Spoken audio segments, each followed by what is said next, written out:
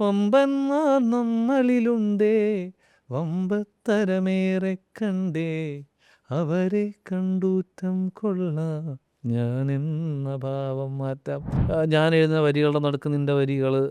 അങ്ങനെയല്ല, ചേട്ടൻ അതിൽ നിന്ന് ഹഗ് ചെയ്ത് ഒരു ഉമ്മയൊക്കെ തന്നിട്ടാണ് ബാക്കി എഴുതിയത്. എനിക്കിപ്പോഴും ഓർമ്മയുണ്ട്. എടാ ഇത് ഗംഭീരമാണെന്ന് പറഞ്ഞിട്ട് നമ്മൾ സത്യസന്ധതയ്ക്ക് കിട്ടുന്ന ഒരു മാർക്ക് എപ്പോഴാണ് വരുന്നതെന്ന് പറയാൻ പറ്റില്ല. തിരിച്ച് അത് എന്നെങ്കിലും അത് വരും. അപ്പോൾ പദയാത്ര ഉൾപ്പെടെ ആദ്യത്തെ 2 വർഷം ആയിരുന്നില്ല അത് സെലിബ്രേറ്റ് ചെയ്യപ്പെട്ടു. പിന്നെയാണ് അല്ല, ഇന്ന് നമ്മളൊക്കെ നിൽക്കുന്നത് തന്നെ സോഷ്യൽ മീഡിയയോ അല്ലെങ്കിൽ ആ പ്ലാറ്റ്ഫോമുകളോട് മാത്രമല്ല. തന്നെയാണ്. പക്ഷേ എൻ്റെ പ്രയോറിറ്റി ചിലപ്പോൾ ആ സമയത്ത് ഞാൻ പോയി 2 സ്പീക്കേഴ്സ് മേടിക്കുമായിരിക്കും. നല്ല എക്സ്പെൻസീവ് ആയിട്ടുള്ള 2 വർക്കിംഗ് മോണിറ്റേഴ്സ് മേടിക്കുമായിരിക്കാം. എൻ്റെ സ്വന്തം പ്രോജക്റ്റ് ഒരു ഈ പറഞ്ഞ ഒരു സ്വപ്ന പ്രോജക്റ്റ് നടക്കുന്നുണ്ട്. വരുന്നുണ്ട്.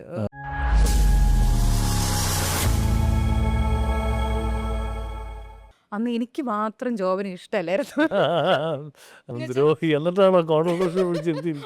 അതെൻ്റെ ക്യാരക്ടറിൻ്റെ ഒരു ഭാഗം പോലെ അത് അവിടെ ഉണ്ട്. അപ്പോൾ ഇന്ന് എന്നെ വിളിക്കുന്നവർ അതറിഞ്ഞാൽ വിളിക്കുക. ഇപ്പം നമ്മൾ വർക്കിന് എല്ലാ മ്യൂസിക് ഡയറക്ടേഴ്സിനും ജോബാണോ എന്നാൽ പിന്നെ നമുക്ക് കുറച്ച് സമയമൊക്കെ എടുത്ത് പതുക്കെ പുള്ളിയെ കിട്ടണം. ആദ്യം പുള്ളി ഓടിച്ചിട്ട് പിടിക്കാൻ പുള്ളി മുങ്ങും. കാരണം അത് നമ്മൾ ആ വീഡിയോ കാണുമ്പോഴൊക്കെ നമ്മളിങ്ങനെ ആയിരിക്കും ദൈവമേ. കാരണം ഞാൻ പറഞ്ഞില്ലേ നമുക്ക് അത്രയും പറഞ്ഞില്ല. അത് ഞങ്ങളവിടെ സാറിൻ്റെ ചടങ്ങിന് ചെല്ലുമ്പം ശിഷ്യന്മാരുൾപ്പെടെ പാടുകയാണ്. ആരംഭത്താരംഭത്തേരംഭത്തേരംഭം പറഞ്ഞ് ഞങ്ങളൊക്കെ പാടുകയാണ്. ഞാൻ ഇത് മരണ ചടങ്ങ്. അപ്പം ഞാൻ ഭയങ്കര വിഷമിച്ചാണ് ഞാനവിടെ ചെല്ലുന്നത്. ഞാൻ വിശ്വസിക്കുന്ന ഓരോ പാട്ടിനും അതിൻ്റെതൊരു സമയത്ത് അത് പുറത്തിറങ്ങുക. അപ്പം ചില സമയത്ത് തോന്നും വൈകിപ്പോയി. എന്നിരുന്നാലും അത് ഇറങ്ങുക എന്നുള്ളതാണ് important. Ultimately it has to come out. എനിക്ക് തോന്നുന്നു ജോബിൻ്റെ ഇപ്പോൾ ഈ പറഞ്ഞ പോലെ ഞാൻ ജോബിനെ അങ്ങനെ തോന്നിയിട്ടില്ല, അതിനെങ്ങനെ റിജക്ട് ചെയ്തതിൻ്റെ റീസൺസ് ബിക്കോസ് ഏങ്ങണ്ടിയൂർ ചന്ദ്രശേഖരൻ എന്ന് പറയുന്ന വ്യക്തി താങ്കളുടെ ഒരു വർക്ക് സ്പേസിൽ തന്നിരിക്കുന്ന ഒരു ഇമ്പാക്റ്റ് വളരെ വലുതാണ്. ചെറുതൊന്നുമല്ല. എന്നുവെച്ചാൽ ആ വാക്കുകൾ എന്നുവെച്ചാൽ അതിൻ്റെ ഒരു ബ്ലെസ്സിങ് എന്ന് വെച്ചാൽ നമ്മളുടെ ഉള്ളിലൊരു തോട്ടിനെ അങ്ങനെ തന്നെ റെസിപ്രൊക്കേറ്റ് ചെയ്യാൻ വർക്ക് സ്പേസിൽ അങ്ങനെ ഒരാളെ കിട്ടുക എന്ന് ഭയങ്കര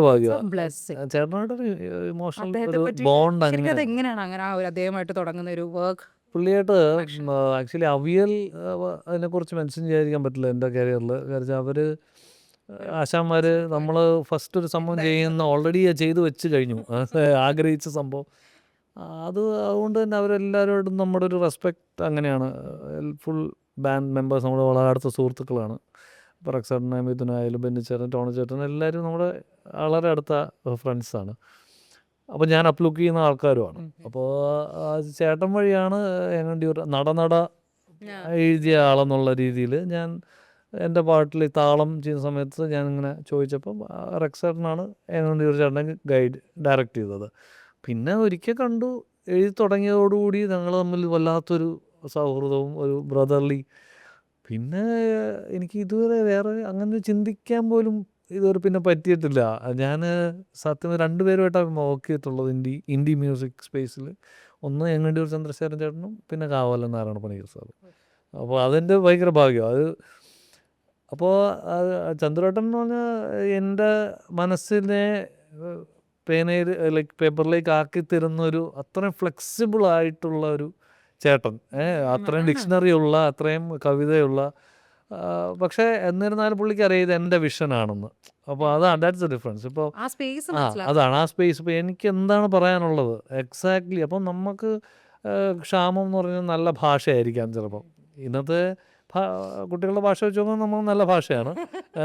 പക്ഷെ എന്നിരുന്നാലും ഞാൻ ചിന്തിക്കുന്നത് എൻ്റെ ഭാഷ മോശമാണ് എന്നാണ്.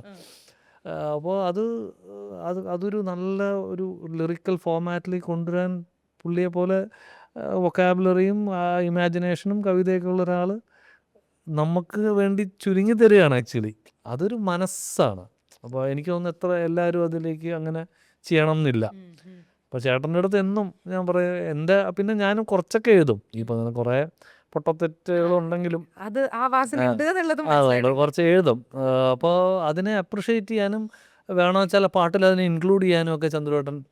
ഇപ്പം ഭാവത്തിൽ വമ്പന്മാർ നമ്മളിലുണ്ട് ആ പോർഷൻ ഞാൻ എഴുതിയതാണ്. ആ 4 വരി അത്. പക്ഷേ ചേട്ടൻ അത്രയും അതിന് അഫെക്ഷനോടുകൂടി അതിനെ കണ്ടത്. അല്ലാതെ അതിൻ്റെ അകത്ത് പുള്ളി ഞാൻ എഴുതുന്ന വരികളുടെ നടുക്ക് നിൻ്റെ വരികൾ അങ്ങനെയല്ല. ചേട്ടൻ അതിൽ നിന്ന് ഹഗ് ചെയ്ത് ഒരു ഉമ്മയൊക്കെ തന്നിട്ടാണ് ബാക്കി എഴുതിയത്. എനിക്ക് ഇപ്പോഴും ഓർമ്മയുണ്ട്. എടാ ഇത് ഗംഭീരമാണെന്ന് പറഞ്ഞിട്ട് എന്നിട്ട് മൊത്തം പുള്ളി അതിനെ ചുറ്റും അതിനെ എംബലഷ്മെൻറ്റ്സ് ഇഷ്ടം പുള്ളിയുടെ ഒരു ഇതിലേക്ക് കൊണ്ടുവന്ന് അപ്പോൾ അത് അപ്രിഷ്യേറ്റ് ചെയ്യാനുള്ളൊരു സംഭവമാണ്. അത് എനിക്ക് തോന്നുന്നു കൂട്ടത്തിൽ ഏറ്റവും ലളിതമായിട്ടുള്ള 4 വരിയാണ് അതിൻ്റെ അത്. പക്ഷേ പുള്ളിക്കത് ഭയങ്കര പുള്ളിക്കും അത് റിലേറ്റ് ചെയ്യാം. വമ്പന്മാർ നമ്മളിലുണ്ടേ വമ്പത്തരമേറെ കണ്ടേ അവരെ കണ്ടൂറ്റം കൊള്ളാം ഞാൻ എന്ന ഭാവം മാറ്റാം ഉള്ള സംഭവം. അപ്പോൾ അത് അതാണ് മൊത്തം അതിൻ്റെ കണ്ടൻറ്റ്. അപ്പോൾ പുള്ളി അതിനെ അത്രയും ബ്രോഡറായിട്ട് തന്നെ സ്വീകരിച്ച് ബാക്കി മുഴുവൻ എഴുതും. നമ്മൾ ഒരുമിച്ച് തന്നെയാണ്. അപ്പോൾ ചന്ദ്രേട്ടനായിട്ട് എല്ലാ പാട്ടുകളിലും ഉള്ളൊരു സ്നേഹത്തിൻ്റെ ഒരു സംഭവമാണ്. കാരണം നമുക്കത് വരികൾ പദയാത്ര, മുല്ല എല്ലാം പുള്ളി അത്രയും അതിനെ എന്താ പറയുക ഞാൻ എൻ്റെ മനസ്സിനെ കണ്ട് എഴുതി തന്നതാണ് എല്ലാ പാട്ടുകളും. ശരിക്കും അത് ഞാനിപ്പം പലരോടും നമ്മളിപ്പം രഞ്ജിനോടും അല്ലെങ്കിൽ കൈലാസിനോടൊക്കെ ചെയ്യുമ്പോൾ അവർ പറയുന്നത് അങ്ങനെ ഒരു സ്പേസ് ചിലപ്പോൾ പ്ലേ ബാക്ക് സിംഗിങ്ങിലോട്ട് വരുമ്പോൾ ചിലപ്പോൾ നമുക്കത് കിട്ടണം എന്നില്ല. കാരണം ഒന്ന് നമ്മളെ ടൈം കൺസ്ട്രെയിൻസ് ഉണ്ട്, അതെ cinema is totally different ball game. Different ബോണ്ടിങ്ങും കാര്യങ്ങളൊക്കെയാണ്. അപ്പോൾ അതിലത് വരണം എന്നില്ല എന്നുള്ളൊരു കാര്യമുണ്ട്. പക്ഷെ അങ്ങനെ ഇരിക്കുമ്പോഴാണ് താങ്കൾക്ക് വളരെ പേഴ്സണലൈസ്ഡ് ആയിട്ടുള്ളൊരു ലിറിസിസ്റ്റിനെ കിട്ടുക എന്ന് പറയുന്നത്. അല്ല ഇവൻ ആരാണ് പുള്ളി എഴുതിയതാണ്. കൈലാസിൻ്റെ പൊന്നാണേ പുള്ളി എഴുതിയാണ്. പിന്നെ ഈ അടുത്ത് ഞാനൊരു പാട്ട് അപ്പം അതും എങ്ങനെയൊക്കെ ഒത്തുവരാറുണ്ട് പലപ്പോഴും സിനിമയിൽ. ഹിന്ദി മ്യൂസിക്കിലോട്ട് വരുമ്പോൾ എഴുതാൻ നമുക്ക് ഇരിക്കുന്ന ഒരു സ്പേസ് വേറെയാണല്ലോ ജോബെ. നമുക്ക് നമ്മൾ തന്നെ നമ്മുടെ തന്നെ ഒരു വർക്കിനൊന്ന് നമ്മുടെ ഇൻഡിപെൻഡൻസ് ആണെന്ന് പറയുന്നത് baby to us whatever it is, ചെറുതോ വലുതോ അതിൽ നമ്മൾ അതിൻ്റെ വലുപ്പം ഒന്നും അല്ല അവിടെ ചിന്തിക്കുന്നത്. നമ്മുടെ ഒരു വർക്കാണത്, വളരെ ബേബി. അതിനെ ഒന്ന് മനസ്സിലാക്കി കിട്ടുന്ന വാക്ക് തർക്കങ്ങളില്ലാണ്ട് അതേ രീതിയിൽ അതിനെ അതേ അളവിൽ നമുക്ക് ചിലപ്പം അതിനേക്കാളേറെ നമുക്ക് തിരിച്ച് കിട്ടുമ്പോൾ കിട്ടുന്ന ഒരു ബ്ലെസ്സിങ് എന്ന് പറയുന്നത് വർക്ക് സ്പേസിൽ കിട്ടുക എന്ന് പറയുന്നത് ഹ്യൂജ് ബ്ലെസ്സിങ്. അവിടെയാണ് താങ്കൾ, ഞാൻ എപ്പോഴും പറയും അവിടെയും സക്സസ് ആണ്. ഞാനത് വെയിറ്റും ചെയ്യാറുണ്ട്. അതായത് ഞാനത് നോക്കി എൻ്റെ കൂടെ കൊളാബറേറ്റ് ചെയ്യുന്ന ഓരോ ആർട്ടിസ്റ്റും മനസ്സുകൊണ്ടും എന്നോട് അടുത്ത ആൾക്കാരാണ്. അപ്പോൾ അല്ലാതെ അവരുടെ ജസ്റ്റ് ആർട്ടിസ്ട്രി മാത്രം നോക്കിയിട്ട് ചെല്ലുകയല്ല ഞാൻ ചെയ്യാറ്. എന്ന് വെച്ചാൽ എനിക്കും എൻ്റെ കാഴ്ചപ്പാടുകളുമായിട്ടും ഒരു പരിധിവരെ നമ്മുടെ മനസ്സറിയുന്ന സുഹൃത്തുക്കളാണ് ഈ വർക്ക് ചെയ്യുന്ന എല്ലാവരും ആക്ച്വലി. അപ്പോൾ തന്നെ അവർ അത് അവരുടെ പ്രോജക്റ്റായിട്ട് കാണാറുണ്ട്. ഇപ്പോൾ എൻ്റെ ഒരു അറ്റംപ്റ്റ് അവരുടെയും ഒരു ആയിട്ട് മാറാറുണ്ട്. കാരണം വെച്ചാൽ അതൊരു പർപ്പസിന് വേണ്ടി ചെയ്യുന്നതല്ലല്ലോ.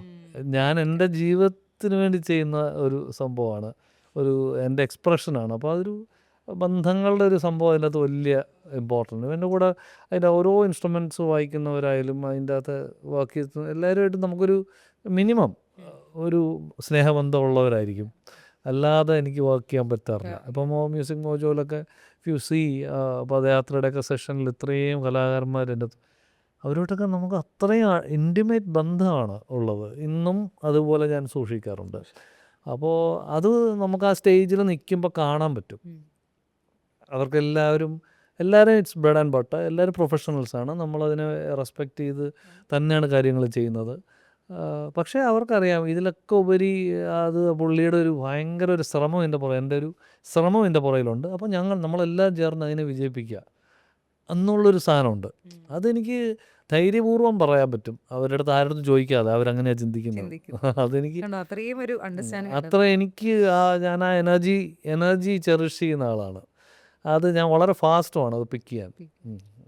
ഇങ്ങനെ ഇന്നിവിടെ അതത്ര നല്ല എനർജി അല്ലാന്ന് എനിക്ക് മനസ്സിലാകാറുണ്ട്. അത് വലിയ ഇതൊന്നുമില്ല, കഴിവ് അങ്ങനെയൊന്നുമല്ല, പക്ഷെ നമുക്ക് കിട്ടാറുണ്ട്. അപ്പോൾ കൂടെ വർക്ക് ചെയ്യുന്ന ഓരോരുത്തരും അങ്ങനെ തന്നെയാണ് വർക്ക് ചെയ്യുന്നത്. അങ്ങനെ അല്ലാത്തവരുമായിട്ട് ഞാൻ കൊളാബറേറ്റ് ചെയ്യാറില്ല, ചെയ്തിട്ടുമില്ല, ചെയ്യാൻ ഉദ്ദേശിക്കുന്നുമില്ല. അതിപ്പോൾ എത്ര വലിയ ആർട്ടിസ്റ്റ് ലെജൻഡ് ആണെങ്കിലും ഞാൻ അങ്ങനെ കൊളാബറേറ്റ് ചെയ്യില്ല. അത് എനിക്ക് ഇപ്പോൾ ഹരീഷ് അതിലൊന്ന് പദയാത്രയിലൊക്കെ പാടി, ഹരീഷ് ആയിട്ട് ഈ പറയുന്ന മാനസികമായിട്ടും എനിക്ക് അത്രയും ഇഷ്ടമാണ് പുള്ളിയുടെ വ്യക്തിത്വവും. ഹരീഷ് പറഞ്ഞല്ലോ കൊതിയാണേ, കൊതിയാണ് അദ്ദേഹത്തിന് പാടാൻ. അയ്യോ അങ്ങനെ മറ്റേ പാടിക്കൊടുക്കുന്നത് കേൾക്കുമ്പോൾ ഞാൻ ഇവിടെ ഒരു സിത്താര അവരുടെ തന്നെ ഒരു ഇന്റർവ്യൂവിൽ പറയുന്നത് കേട്ടു. അവരെങ്ങോട്ടോ പോകുന്നതിന്റെ ഇടയിൽ ഒരു യാത്രയിൽ ചായ കുടിക്കാൻ ഇറങ്ങിയപ്പോൾ ആൾക്കാർ കണ്ടുപിടിച്ചപ്പോൾ ആ മൂലയ്ക്ക് നിന്ന് പാടുക. ഒരു ഭയങ്കര പാർട്ടിയാണ്. അപ്പോൾ ഞാൻ ഈ പദയാത്രയ്ക്ക് വിളിക്കുമ്പോഴും ഞാൻ ഫോണിൽ ഇത് പുള്ളിക്ക് ആദ്യം അയച്ചു കൊടുത്ത് ഇഷ്ടം ഇതിങ്ങനെയാണ് ബേസിക് ട്യൂൺ. അപ്പോൾ റിലേറ്റ് ചെയ്യുന്നുണ്ടോ കാര്യം എന്നാലേ അത് ചെയ്തിട്ട് കാര്യമുള്ളൂ. അപ്പോൾ പുള്ളി ലിറ്ററലി ഇൻ തിയേഴ്സായിട്ടാണ് സംസാരിക്കുക. അതുപോലെ അത്രയും ബന്ധം എന്നുവെച്ചാൽ അപ്പം തന്നെ ഒരു മ്യൂസിക്കൽ ബോണ്ട് വന്നു. എന്നിട്ട് ഞാൻ വരണോ എപ്പോഴും ഷൂട്ടോ മറ്റേ പറഞ്ഞു വരുന്നു, മുഴുവൻ ഷൂട്ടിരുന്ന് കാണുന്നു, വന്ന് പാടുന്നു, ഒറ്റ പൈസ പോലും മേടിച്ചില്ല, പോയി. അത് അതാണ് ചില കേസ് അങ്ങനെയാണ്. പുള്ളിക്ക് അന്നൊക്കെ ഈ പറഞ്ഞ നമ്മൾ മോജോ ചെയ്യുമ്പോൾ ഇത്രയും കലാകാരന്മാരും അപ്പം ഉറപ്പായിട്ടും ബഡ്ജറ്റ് കൺസ്ട്രെയിൻസ് ഉണ്ടാവും, അതിനകത്ത് ഞെരുക്കങ്ങൾ വരും, ഞാൻ കുറേ ബെയർ ചെയ്യും, എല്ലാം നടക്കത്തില്ല. അത്രയും വലിയ അതിന് of course I thank Kappa T V and Sumesh Lal sir for supporting me കേട്ടോ. അത്രയും കലാകാരന്മാരെ കൊണ്ടുവരാൻ എല്ലാം സാമ്പത്തികമായിട്ടും എല്ലാ രീതിയിലും ഇൻഫ്രാസ്ട്രക്ചർ തന്നവർ ഹെൽപ്പ് ചെയ്തത്.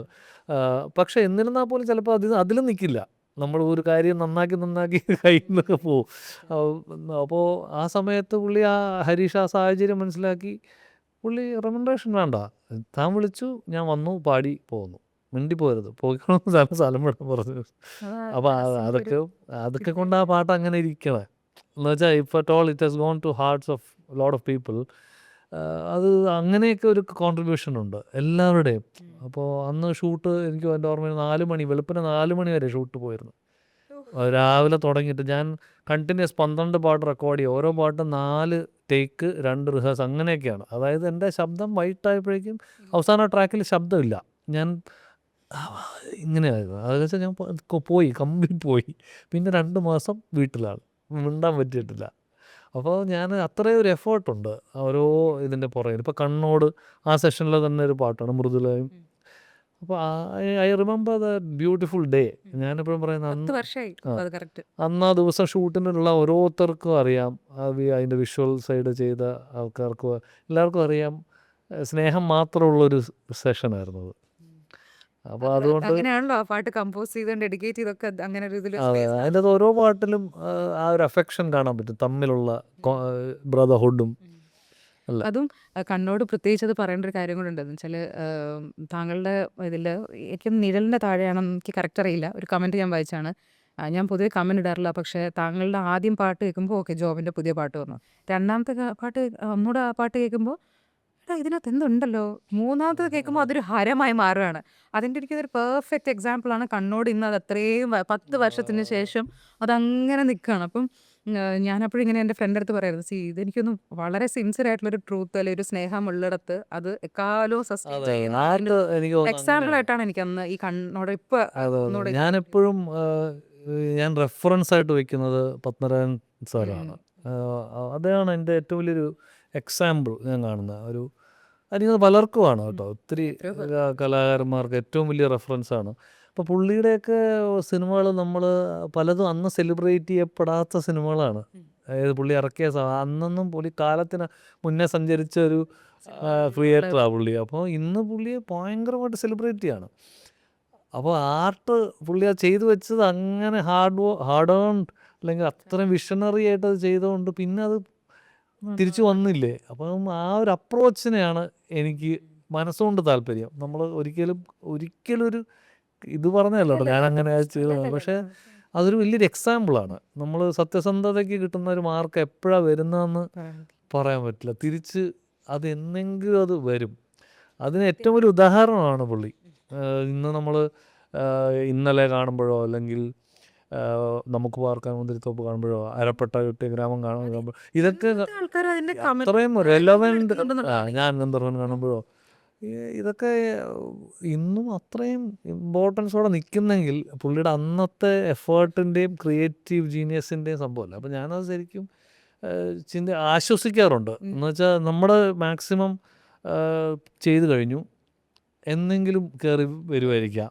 അത് ഉറപ്പൊന്നുമില്ല, അത് പ്രതീക്ഷിച്ചിട്ടുമല്ല നമ്മൾ ചെയ്യുന്നത്. അത് വല്ലാത്തൊരു ഒരു ഇത് വേണം, അതങ്ങനെ ചിന്തിക്കണമെങ്കിൽ. അതാണ് വിഷമം എന്തെങ്കിലും വരുമ്പോൾ ഞാൻ അത് ചിന്തിക്കും. പുള്ളിക്ക് വരെ അതാണ് സംഭവിച്ചത്. പുള്ളിയെപ്പോലെ ഇത്രയും ഗ്രേറ്റ്. അപ്പോൾ പിന്നെ നമ്മളൊക്കെ ചെയ്യുക, അത് മാത്രമേ പറ്റുള്ളൂ. ബാക്കി ചെയ്തുകൊണ്ടേ ഇരിക്കുക. എപ്പോഴാണ് വരുന്നതെന്ന് വെച്ചാൽ വരട്ടെ.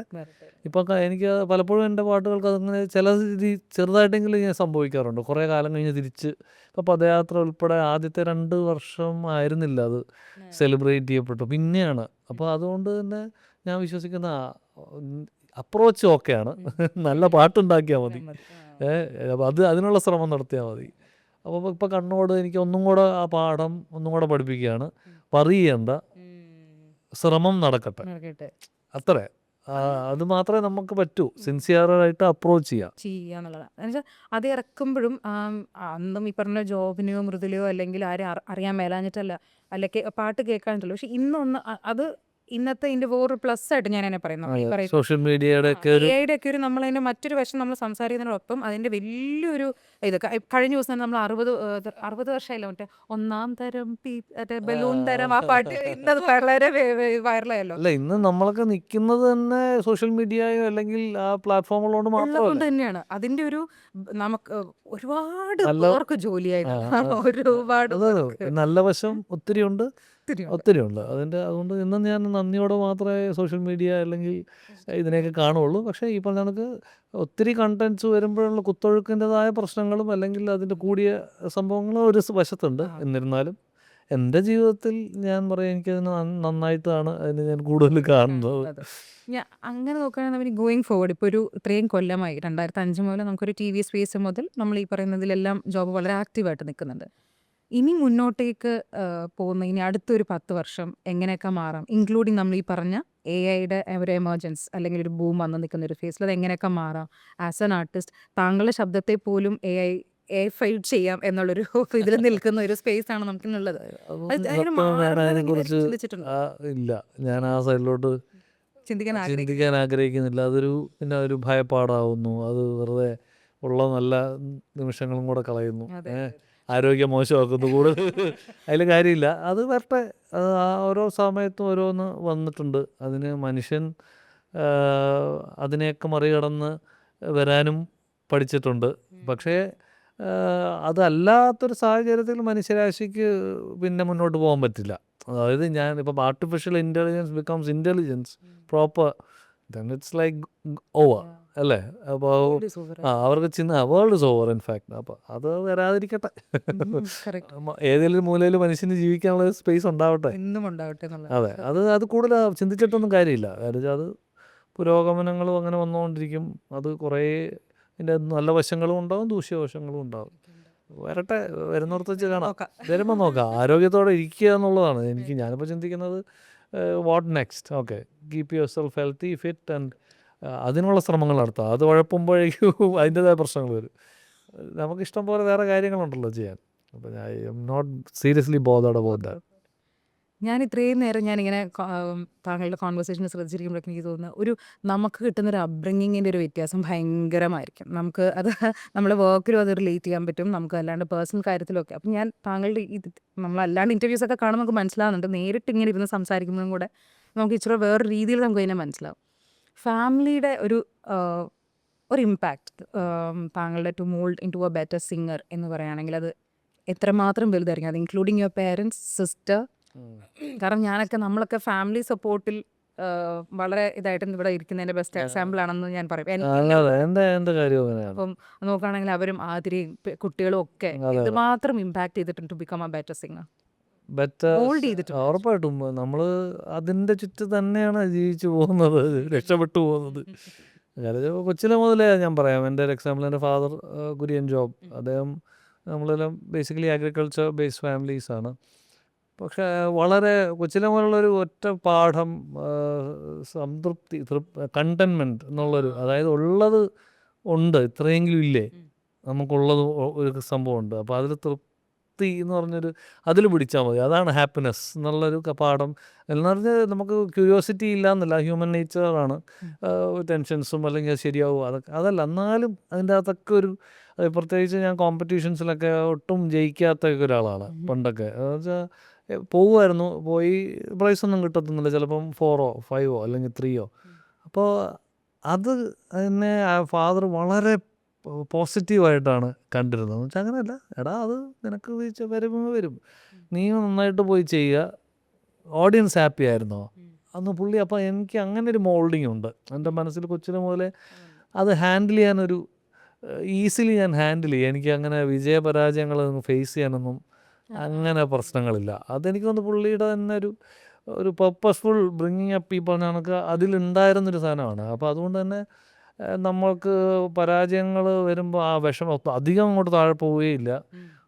ഈവൻ നല്ല ഒരു അത്യാവശ്യം വിജയങ്ങൾ വരുമ്പോഴേക്കും ഭയങ്കരമായിട്ട് അങ്ങ് ഇതാവും. നടുക്ക് നിൽക്കാൻ എന്നെ സഹായിച്ചിട്ടുണ്ട് അങ്ങനത്തെ കുറേ തോൽവികളും പുള്ളിയുടെ അപ്രോച്ചും ഒക്കെ. അപ്പോൾ അത് ബേസിക്കലി അതാണ് നമുക്ക് തൃപ്തി കണ്ടെത്തുക എന്ന് പറഞ്ഞാൽ ഏറ്റവും പാടാണ്. എനിക്ക് തോന്നുന്നു ഇറ്റ്സ് ടഫ്. ഇപ്പം ആർക്ക് എനിക്ക് ഞാനും അംബീഷ്യസ് ഒക്കെയാണ്, പക്ഷേ എന്നിരുന്നാലും അതിന് നടുക്കൊരു സന്തോഷം കണ്ടെത്താൻ പറ്റാറുണ്ട് പലപ്പോഴും. അതുകൊണ്ട് തന്നെ ഫാമിലി എന്ന് പറയുന്നത് ഏറ്റവും ഇമ്പോർട്ടൻ്റ് ആണ്. അത് തന്നൊരു ബാക്കിങ് കൊണ്ട് മാത്രമാണ് ഞാൻ സത്യം. അത് ഞാൻ ചെയ്തത്. ഇങ്ങനെ ചോദിക്കുമ്പോൾ ഒക്കെ എനിക്കിപ്പോഴും ഞാൻ എൻ്റെ അടുത്ത് ഇങ്ങനെ ആൾക്കാർ എനിക്കറിയില്ല, maybe sole reason my be family എന്ന് ഞാൻ ഇങ്ങനെ ഉറപ്പ് അത് വലിയ ഘടകമാണ്. ഒന്നും ഇല്ല എനിക്ക് ചിന്തിക്കാൻ. എൻ്റെ മൊത്തം ഇരിപ്പ് ഞാൻ ഇന്നിവിടെ ഇങ്ങനെ ജാടയിൽ ഞാൻ മദറൊക്കെ എപ്പോഴും പറയും ഭക്ഷണ കാര്യങ്ങളൊക്കെ വരുമ്പോൾ ഞാൻ വീട്ടിൽ ഭയങ്കര വില്ലൻ ഒക്കെ, പുറത്ത് എന്തും ഓക്കെയാണ്, വെറുതെ എന്ത് നിന്നാ മതി. പക്ഷെ വീട്ടിൽ ഭയങ്കര ജാടയൊക്കെ ഇടും. എന്നുവെച്ചാൽ അവിടെ മാത്രമേ ചിലവുള്ളൂ. ബാക്കി അവിടെ മാത്രമേ അവൻ ഇങ്ങനെ വറക്കുന്നതാണ് ഇഷ്ടം, അല്ലെങ്കിൽ ഇങ്ങനെ അമ്മ അതൊക്കെ ചിന്തിച്ചിട്ട് ചെയ്യും. അപ്പോൾ കൊച്ചിലെ പോലെ എൻ്റെ ചേച്ചിയും അനിയത്തിയൊക്കെ പറയും, അനിയ 2 സിസ്റ്റേഴ്സാണ്. പൊന്നുമോനെ എല്ലാം നമുക്ക് അപ്പോൾ പക്ഷേ അല്ല അങ്ങനെയൊക്കെ. പക്ഷെ എന്നിരുന്നാലും ഞാൻ പറഞ്ഞ എല്ലാവരുടെയും ഒരു കെയറിലാണ് നമുക്ക് വൃത്തിയായിട്ട് ഇപ്പുറത്ത് ചിന്തിക്കാൻ പറ്റുന്നത്. മ്യൂസിക്കിലേക്ക് സമയം കൊടുക്കാൻ പറ്റുന്നത് തന്നെ അവിടെ സമാധാനമുള്ളതുണ്ട് അല്ലേ. അവിടെ ഇതിനോടൊക്കെ എപ്പോഴും ഒരു വല്ലാത്തൊരു മനോഭാവമായിരുന്നെങ്കിൽ എനിക്ക് എൻ്റെ വ്യക്തിത്വം അതിനെയൊക്കെ ഫൈറ്റ് ചെയ്ത് വരുന്നൊരു വ്യക്തിത്വമല്ല. ഇപ്പം ഞാൻ വേറെ ആർട്ടിസ്റ്റുകളെ കണ്ടിട്ടുണ്ട്, അത്ര വീട്ടിൽ നിന്നും പ്രതികൂല സാഹചര്യത്തിൽ നിന്നും ഫൈറ്റ് ചെയ്ത് വന്ന ലെജൻഡറി ആയിട്ട് ഒത്തിരി പേരുണ്ട്. പക്ഷേ അത് നല്ല ഇച്ചിരി ടഫ്നെസ് ഉള്ള ആൾക്കാരാണ്. ഞാൻ സത്യം പറഞ്ഞാൽ വളരെ ലോല ഹൃദയനാണ്. നമുക്ക് ചെറിയൊരു പ്രശ്നം പോലും വല്ലാതെ ബാധിക്കുകയും, അപ്പോൾ അവരത്രയും കംഫർട്ട് സ്പേസ് ഒരു ബെഡ് എനിക്ക് തന്നിട്ടുണ്ട്. അപ്പോൾ അതുകൊണ്ട് ഞാൻ അതിൽ സുഖമായിട്ടിരിക്കുകയാണ്. അപ്പോൾ അങ്ങനെ തന്നെ ആവട്ടെ, എല്ലാവർക്കും ആരോഗ്യവും ഉണ്ടാവട്ടെ എന്ന് ഞാൻ വിചാരിക്കുന്നത്. വലിയൊരു താങ്ങാണേ നമുക്ക്. ഉറപ്പായിട്ടും എല്ലാവരും അതിൻ്റെ റിലേറ്റീവ്സ് ആങ്കിൾമാരും ആൻറ്റിമാരും ഒക്കെ മ്യൂസിക്കലി ഇൻക്ലൈൻഡ് ആൾക്കാർ, ആരും പ്രൊഫഷണൽസ് അല്ലെങ്കിൽ എല്ലാവർക്കും ഭയങ്കര പാടുന്നവരുണ്ട്, വയലിൻ വായിക്കുന്ന ചിറ്റപ്പൻ വയലിൻ വായിക്കും, ആൻറ്റി പാടും. അപ്പോൾ എല്ലാവർക്കും ഉണ്ട് സംഗീതത്തിൻ്റെ അസ്കിത എല്ലാവർക്കും കുറച്ചുണ്ട്. ബേസിക്കലി കുട്ടനാട്ടുകാരാണ്, ട്രിവാൻഡ്രത്ത് സെറ്റിൽഡ് ആയതാണ്. അപ്പോൾ എന്നാലും മ്യൂസിക്കിനോടുള്ള ഇഷ്ടം ഭയങ്കരമാണ്. അപ്പോൾ അതിൽ നിന്നായിരിക്കാം ചിലപ്പോൾ നമ്മളിപ്പോൾ ചെയ്യുമ്പോൾ. പക്ഷേ എല്ലാവർക്കും ഒരു ടെൻഷൻ എന്ന് വെച്ചാൽ ഈ നീ സ്വന്തം ശാഖ അപ്പോൾ കിട്ടുന്ന മറ്റേത് നല്ലോണം പാടണം മാക്സിമം സിനിമകളിലെല്ലാം. അപ്പോൾ നമ്മുടെ ശാഖ ഒരു വേറെയാണല്ലോ. അപ്പോൾ അതിലൊരു ആദ്യം ഒരു ടെൻഷനൊക്കെ ഉണ്ടായിരുന്നു. അല്ല അത് നീ മറ്റേത് വേസ്റ്റ് ചെയ്യരുത് ഓപ്പർച്യൂണിറ്റീസ്. അപ്പോൾ ഞാൻ പറയും അങ്ങനെയല്ല, ഞാൻ അങ്ങനെ ചിന്തിച്ചിട്ടില്ല. നമ്മുടെ ഒരു അറ്റംപ്റ്റ് ഇതാണ്. പക്ഷെ അതിപ്പോൾ വഴിയെ അച്ഛനും എല്ലാവർക്കും അതിൻ്റെ ഒരു ഇമ്പോർട്ടൻസ് മനസ്സിലായി. അപ്പോൾ അതിന് ഇപ്പോൾ അന്നും ഇന്നും സപ്പോർട്ട് പോലെ ഇതിനും സപ്പോർട്ടാണ്. പിന്നെ സുഹൃത്തുക്കൾ ഉറപ്പായിട്ടും സോളിഡ് മച്ചാന്മാരാണ്. കുറേ ഫ്രണ്ട്സിലുപരി ഉള്ളത് വളരെ നമ്മളെല്ലാ രീതിയിലും. ഞാൻ ഹോപ്പ് പ്രോജക്റ്റൊക്കെ പറയാതിരിക്കാൻ പറ്റില്ല. എൻ്റെ വളരെ അടുത്ത സുഹൃത്തുക്കൾ ഒരു 3-4 പേരാണ് എൻ്റെ ഫുൾ ഫിനാൻഷ്യൽ സംഭവങ്ങൾ ചെയ്യിക്കുന്നത്. അപ്പം US അരവിന്ദ്, ശബരീഷ്, ഓം, കിച്ചു, അങ്ങനെ കുറേ അജയ്, ഉണ്ണി, ഇവരെല്ലാം ഒത്തിരി പേരതിൽ ഞാൻ എന്താ പറയണ്ട ആ ഒരു സാഹചര്യം മനസ്സിലാക്കി എനിക്ക് ഓഫർ ചെയ്ത ആൾക്കാരാണ്. അപ്പോൾ അതുകൊണ്ട് അത് ഇറങ്ങി എന്നിട്ട് ഞാനത് റീപേ ചെയ്തു. ബട്ട് സ്റ്റിൽ ആ സമയത്ത് പൈസക്ക് പൈസ തന്നെ വേണം. അപ്പോൾ അതുകൊണ്ട് സുഹൃത്ത് ബന്ധങ്ങൾ ഭയങ്കര ഇമ്പോർട്ടൻ്റ് എൻ്റെ ജീവിതത്തിൽ. അപ്പോൾ അത് ഇന്നും ഞാൻ സൂക്ഷിക്കുന്നതാണ്. അങ്ങനെ ഒക്കെ നന്നായിട്ട് നമുക്കത് ഇങ്ങനെ കാണുമ്പോഴും നമ്മൾ വളരെ ഹാപ്പി ആയിട്ട് തന്നെ നമ്മൾ ഓരോന്ന് കാണുമ്പോഴൊക്കെ മനസ്സിലാവും അത് അത്രയും ഇമ്പാക്റ്റഡ് ആണ് ആ മോൾഡ് ചെയ്യുന്നതിൽ എന്നൊക്കെ മനസ്സിലാവും. ഉറപ്പായിട്ടും ഇതൊക്കെ തന്നെയാണ് നമ്മളെ ഒരു ക്യാരക്ടറും നമ്മുടെ ആർട്ടിസ്റ്റിനെ ഒക്കെ മോൾഡ് ചെയ്യുന്നത് ചുറ്റുമുള്ള.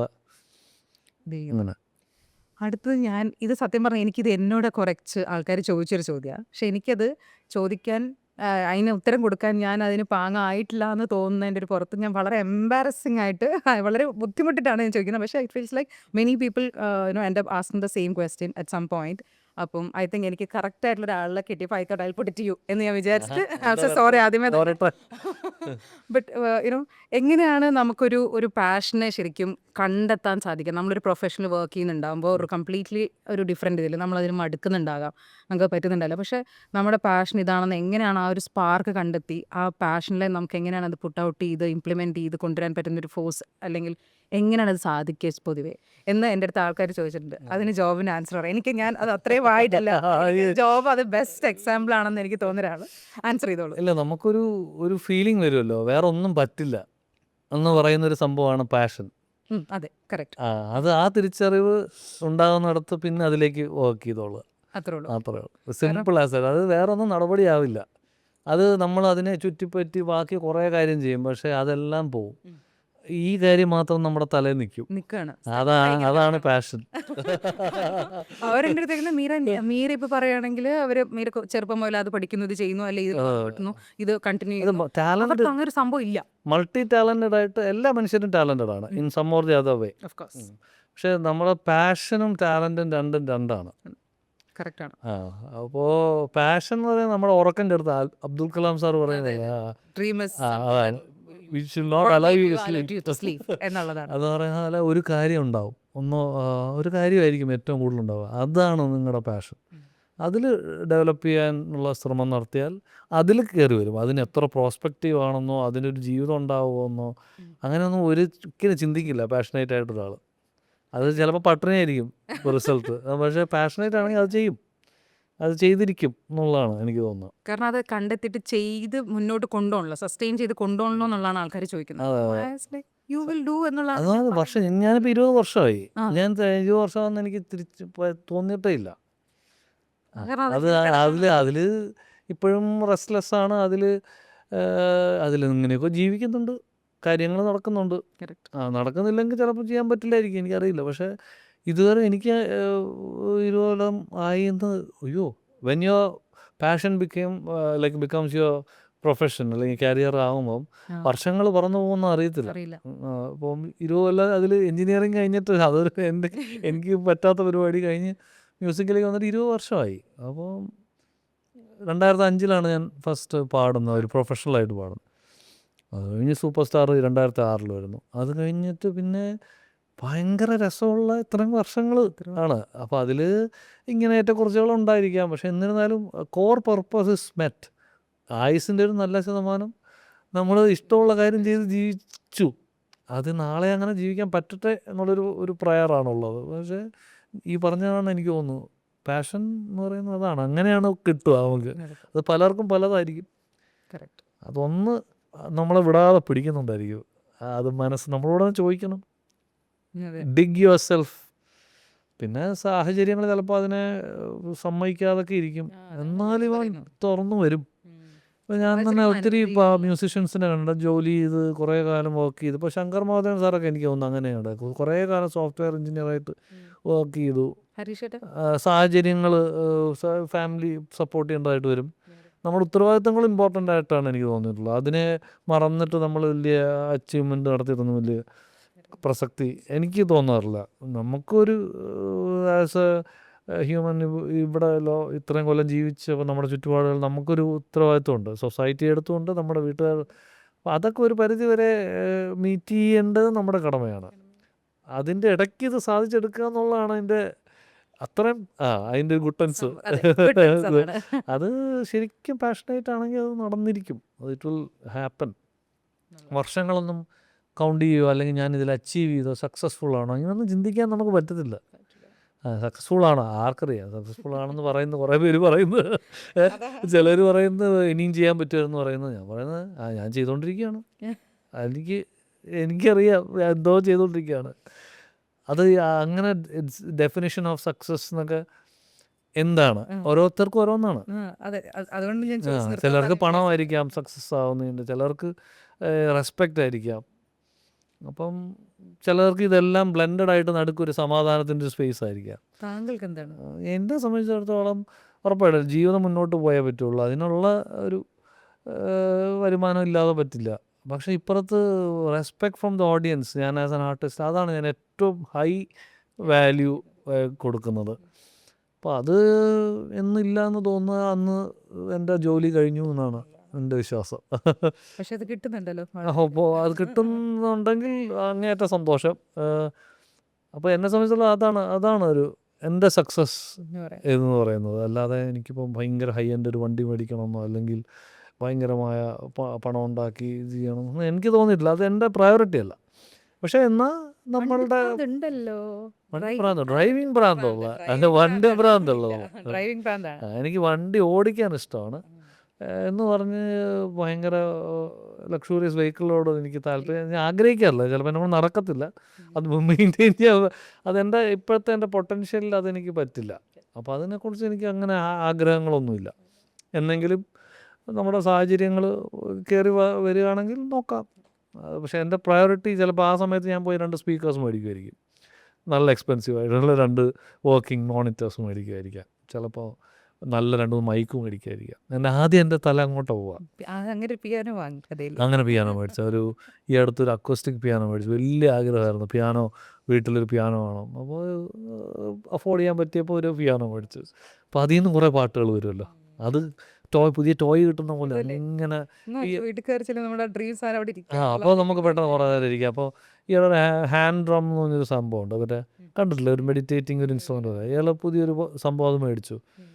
കുറേ നേരം ഇങ്ങനെ തൊട്ടി വന്നപ്പോൾ ഒരു പാട്ട് വന്നു. അത് ഒരു എന്തോ ഒരു ട്യൂ. അപ്പം അങ്ങനത്തെ ഇൻസ്പിറേഷൻസ് നമുക്ക് ആവശ്യമാണ്. അപ്പോൾ അതൊക്കെയാണ് പ്രയോറിറ്റി. പിന്നെ യാത്ര ചെയ്യണമെന്നുണ്ട് പറ്റുവച്ചാൽ. പിന്നെ ഈ പറഞ്ഞ കണക്ക് നമ്മളെ കൊണ്ട് എന്തെങ്കിലും മറ്റുള്ളവർക്ക് പ്രയോജനപ്പെടുന്ന എന്തെങ്കിലുമൊക്കെ ചെയ്താൽ കൊള്ളാമെന്നുണ്ട്. അങ്ങനെയൊക്കെ. അല്ലാതെ എനിക്ക് വലിയ മോഹങ്ങളൊന്നും ഇല്ല. എൻ്റെ മ്യൂസിക്കലി എനിക്ക് ഒത്തിരി ഞാൻ അംബീഷ്യസ് ആണ്. I want to do. ഇനിയും ഇപ്പോൾ ഇത്ര കുറേ പാട്ടുകൾ കമ്പോസ് ചെയ്തു. ഇനിയും ഒരു വലിയ സെഷൻസൊക്കെ ചെയ്യണമെന്നൊക്കെ ഉണ്ട്. കൊളാബറേഷൻസ് ചെയ്യണം. അങ്ങനെ ഒരു കൊളാബറേഷൻ മനസ്സിൽ ഇതുവരെ ചെയ്തിട്ടില്ല, പക്ഷെ അങ്ങനെ വെച്ചിരുന്നിരുന്നുണ്ടോ ഒരു വ്യക്തി? ചിലപ്പോൾ ഈ ഒരു വ്യക്തിയായിട്ട് എനിക്ക് ചെയ്യാൻ എൻ്റെ പറഞ്ഞാൽ ചിലപ്പോൾ പേര് പറഞ്ഞ ആൾക്കാരായിരിക്കും പിന്നെ ഇതൊക്കെയാണോ നടക്കാൻ പോകുന്നത്. ചിലപ്പോൾ ആൾക്ക് അങ്ങനത്തെ ഒരു ഇതിൽ വെച്ചിരിക്കുന്ന ഒരാളുണ്ടോ ഇത് ചെയ്താൽ? കുറേ പേരുണ്ട്, ഒത്തിരി കലാകാരന്മാരുണ്ട് നമുക്ക് ഭയങ്കര ഇൻസ്പയറിങ്.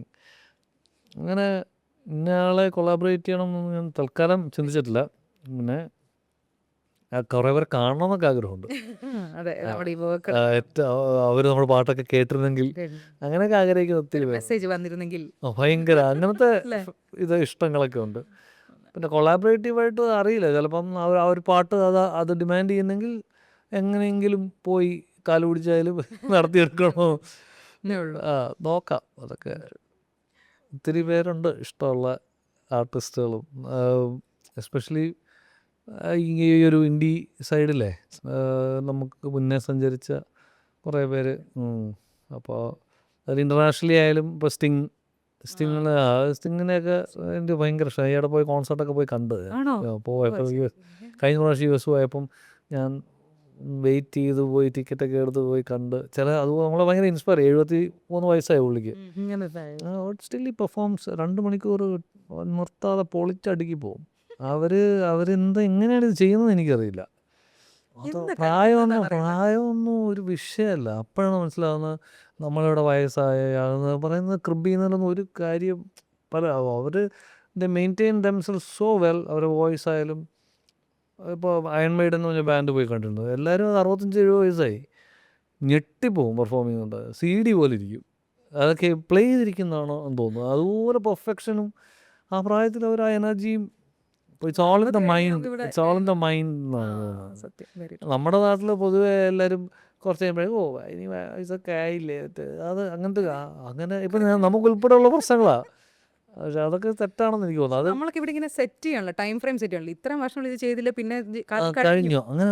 അത് ശരിക്കും നമ്മൾ ആ വെസ്റ്റേൺ ഫോറിനേഴ്സിനെ കണ്ടു പഠിച്ചേ പറ്റും. അവരുടെ ലൈഫ് സ്റ്റൈൽ, അവരുടെ ഡിസിപ്ലിൻ അത് നമുക്ക് കാണുമ്പോൾ അറിയാം. കോൺസേർട്ടിനൊക്കെ പോകുമ്പോൾ ഇപ്പോൾ Coldplay മോസ്റ്റ് ഇപ്പോൾ happening Coldplay vocalist 47 years old. Chris Martin അവർക്കെല്ലാം ഷോ എല്ലാ ദിവസവും ഷോ ചെയ്യുവാണെങ്കിൽ എന്നിട്ട് അതേ എനർജിയിൽ ഇതൊക്കെ എവിടെ നിന്ന് വരുന്നു നമ്മൾ ചിന്തിക്കും. അപ്പോൾ ചില സമയത്ത് ഇങ്ങനത്തെ തിരിച്ചറിവുകൾക്ക് നമ്മൾ ഒത്തിരി കാണുന്നതല്ല. ആർട്ടിസ്റ്റുകളെയും കോൺസേർട്സിന് പോകുന്നതും നമ്മുടെ നാട്ടിലും ഉണ്ട് കേട്ടോ. ഒത്തിരി അങ്ങനത്തെ ലെജൻഡറി ആർട്ടിസ്റ്റുകളുണ്ട്. ഹൂസ് ഏജ് ബൗണ്ടായിട്ട് കാര്യങ്ങൾ ചെയ്തുകൊണ്ടിരിക്കുന്നത്. അപ്പോൾ അതങ്ങനെയൊക്കെ ഇപ്പം നമ്മളുടെ ചെറിയ ചെറിയ പ്രശ്നങ്ങൾക്കൊന്നും പ്രസക്തി ഇല്ലെന്ന് വാല്യൂ നമുക്ക് ഇല്ല മനസ്സിലാവും. തോന്നുന്നു ഇതൊക്കെ കാണുമ്പോൾ. അതെ അതെ. ഇനി പുതിയ പ്രോജക്ട്സുകൾ ഏതെങ്കിലും വരാൻ നമുക്ക് അതുകൊണ്ട് ഓക്കെ, പുതിയത് സിനിമ പാടിയത് ഒരെണ്ണം വരാനുണ്ട്. അത് വിനീതിൻ്റെ അടുത്ത പടം, ഷാൻ മ്യൂസിക് ചെയ്തിട്ട്. എൻ്റെ സ്വന്തം പ്രോജക്റ്റ് ഒരു ഈ പറഞ്ഞൊരു സ്വപ്ന പ്രോജക്റ്റ് ഇനി നടക്കുന്നുണ്ട്. വരുന്നുണ്ട്. ഒരു 10-12 പാട്ട് കോക്ക് സ്റ്റുഡിയോ ഒക്കെ പോലെ എൻ്റെ ഒരു സെഷൻ സെൽഫ് പ്രൊഡ്യൂസ്ഡ്. അപ്പോൾ ഒരു 10-12 പാട്ടോളം പുറത്തിറക്കണം ഭയങ്കര ആഗ്രഹമാണ്. ഉണ്ട്. പക്ഷെ അതിന് സാമ്പത്തികമായ ആവശ്യങ്ങളുള്ളതുകൊണ്ട് കാത്തിരിക്കുകയാണ് എപ്പം എത്തിപ്പെടാൻ എത്തിപ്പെടാൻ. ഹോപ്പ്ഫുള്ളി നടക്കുമായിരിക്കും. നടക്കട്ടെ. നോക്കാം. അത് വലിയൊരു സ്വപ്നമാണ്. അതിലിതേപോലെ കുറേ ഫീച്ചേർഡായിട്ട് കുറേ ആർട്ടിസ്റ്റുകളെയും ഇഷ്ടപ്പെടുന്ന കല കൊണ്ടുവരണമെന്നുണ്ട്. പക്ഷേ അത് ഒരു ബിഗ് ഫ്രെയിമിൽ ഇറക്കണം, ഒത്തിരി ആർട്ടിസ്റ്റുകൾ കൊളാബറേറ്റ് ചെയ്യുന്നൊരു സെഷൻ. അപ്പോൾ ഇനി അതായിരിക്കും ഞാൻ ചെയ്യുന്നത് ഇൻഡിപെൻഡൻ്റ്ലി. അതിനോടാണ് ഇപ്പോൾ മനസ്സ് നിൽക്കുന്നത്. അപ്പോൾ അവിടെ എത്തി. അതാണ് അതെ. ഓരോ സമയത്ത് നമുക്ക് ഓരോ അത് നേരത്തെ പറഞ്ഞ പോലെ സമയമാണ്. ആ സമയത്ത് തോന്നുന്നു ഇപ്പം ഇതാണ് എനിക്ക് തോന്നുന്നത്. അപ്പം മാനേജറുടെ അടുത്ത് പറഞ്ഞിട്ടുണ്ട് കാര്യങ്ങൾ നീക്കിക്കോളോ. അതിനനുസരിച്ച് അടുത്ത ഉദ്ദേശം ഇതാണ്. അതെനിക്ക് പുള്ളിക്കാരി മാക്സിമം ട്രൈ ചെയ്യാൻ. അല്ല, ഇതിനകത്ത് ഒത്തിരി ഇൻഡിപെൻഡൻ്റ് ആർട്ടിൻ്റെ ഒരു സൈഡിലുള്ള ഇതെന്ന് പറഞ്ഞാൽ ഇങ്ങനത്തെ കുറേ ഹാർഡ്ഷിപ്സ് ഉണ്ട്. അത് തീരത്തില്ല ഒരിക്കലും. കാരണം അതിൻ്റെ പ്രൊഡക്ഷനും ആ സൈഡൊക്കെ ഇച്ചിരി ഇതാണ്. ഇപ്പോഴും നമുക്ക് നാട്ടിൽ ചെയ്തെടുക്കാൻ പാടാണ് ഓരോന്നും. പക്ഷേ അത് നടക്കേണ്ട സമയത്ത് നടക്കട്ടെ. പേടിക്കണ്ട, കാരണം you got A best productive manager. പറയാതെ വയ്യ. അതുകൊണ്ട് ഒന്നും പേടിക്കണ്ട, എല്ലാ സമയത്തും നടന്നോളും. പക്ഷെ എന്നിരുന്നാലും കാലത്തിന് അതീതമായിട്ടും ആൾക്കാർക്ക് ആഗ്രഹിക്കുന്ന പോലുള്ള പാട്ടുകൾ താങ്കൾക്ക് എന്ന് ചെയ്യാൻ പറ്റട്ടെ.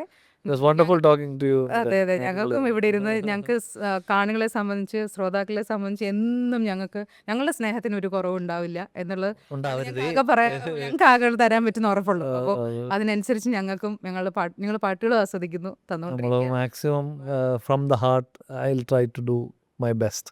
അത് നടക്കട്ടെ എന്നും എക്കാലവും ഒരുപാട് കാലം. ചിലപ്പം വിചാരിച്ചിരിക്കുന്ന ടൈം ഫ്രെയിം ഉണ്ടാക്കി അതിനൊക്കെ അപ്പുറം നടക്കട്ടെ കാര്യങ്ങൾ. വലിയ ക്യാൻവേസിലെ നല്ല നല്ല കാര്യങ്ങൾ നടക്കട്ടെ. ഞങ്ങളിവിടെ കാത്തിരിക്കുകയാണ് എന്നും. Thank you so much. Thank you.